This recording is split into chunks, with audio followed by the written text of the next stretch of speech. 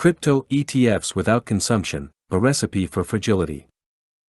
Introduction: The illusion of legitimacy. The arrival of Bitcoin and Ethereum spot ETFs was heralded as a breakthrough, a bridge between traditional finance and the future of money. Wall Street cheered. Crypto advocates claimed victory. And global capital began to flow in. But beneath the surface of this financial euphoria lies a structural contradiction that few seem willing to confront. You cannot safely financialize what has not yet proven its real-world demand. Crypto assets are being wrapped into ETFs under the label of commodities. But are they truly commodities, or speculative abstractions wearing a commodity mask? Commodities are not just tradable, they are used. Let's be clear, the legitimacy of commodity ETFs like oil, copper, and wheat is grounded in an underlying economy of consumption. These assets are extracted, processed, shipped, and converted into usable goods. Price movements reflect changes in real supply and real demand. So let's ask: who consumes Bitcoin?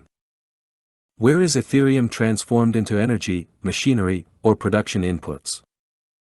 What is the industrial use case for holding AVAX or ADA in a retirement portfolio? The answer is sobering: there isn't one, at least not yet. ETFs are flooding in, but demand is not. What do crypto ETFs actually do? They channel capital from traditional finance into crypto markets. They allow brokers, pension funds, and retirement accounts to gain exposure to token prices, without touching the blockchain. They create trading instruments, not usage incentives. These ETFs are not fueling adoption. They're feeding speculation, and doing it with the full endorsement of Wall Street's credibility. In effect, they allow legacy finance to profit off the narrative of decentralization, while remaining fully centralized, passive, and disconnected from the crypto economy itself. But why is this happening now? To understand the risk, we must also ask, why is the financial industry rushing to create crypto ETFs before real-world utility exists? Here's the deeper breakdown. 1. Wall Street's incentives, financialization before function. Wall Street doesn't need utility, it needs volatility and flows. ETFs offer fee generation through fund management. Scalable products for passive portfolios. Exposure to a trending narrative with low overhead. Crypto becomes just another, new asset class, not a transformational technology. 2. Regulatory arbitrage, commodities over securities. Labeling crypto as a commodity provides a fast track. Avoid strict SEC scrutiny and disclosures. Places ETFs under the lighter touch CFTC. Bypasses the need to prove actual utility or governance maturity. This legal framing allows financial institutions to extract value without embracing blockchain infrastructure at all. 3. Narrative engineering, belief before proof. The crypto industry excels at crafting narratives. Digital gold. The future of finance. Decentralized freedom. But most of these are not yet operational realities. They're speculative visions. ETFs give Wall Street the ability to profit from the narrative, even if the technology doesn't yet deliver. 4. Infrastructure maturity takes time, but capital is impatient. Building on-chain adoption, real payment systems, and smart contract integration takes years. Institutional investors don't want to wait, they need new growth stories now. So speculation front-runs real-world demand. 5. Political cover, symbolic innovation. ETFs give regulators and financial leaders a politically safe talking point. We're embracing innovation, but keeping it under control.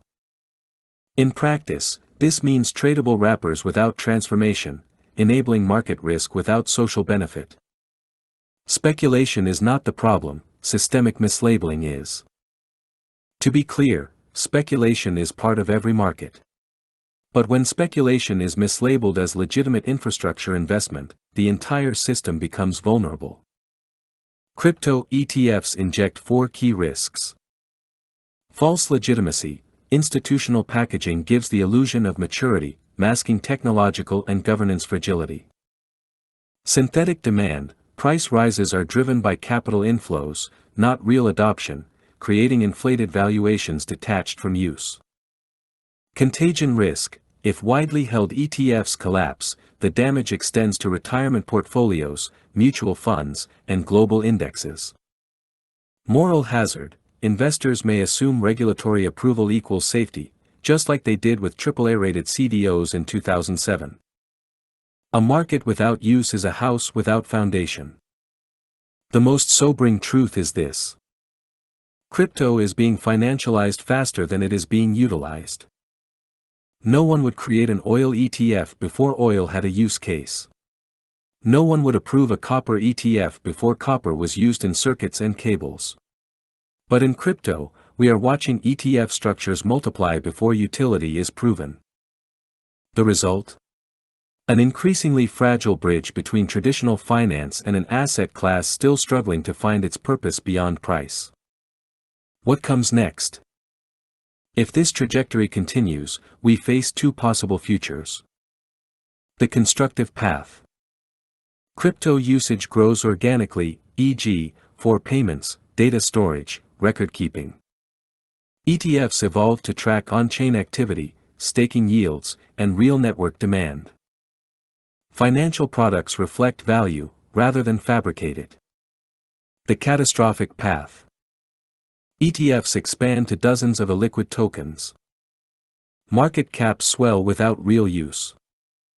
A price collapse triggers panic in diversified portfolios.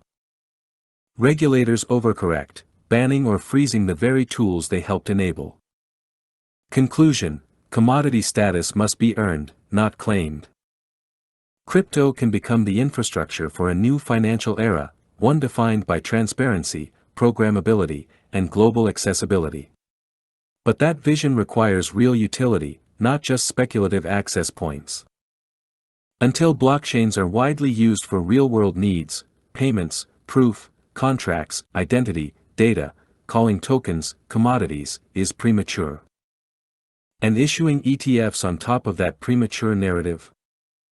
That's not just speculative. That's injecting fragility into the financial core.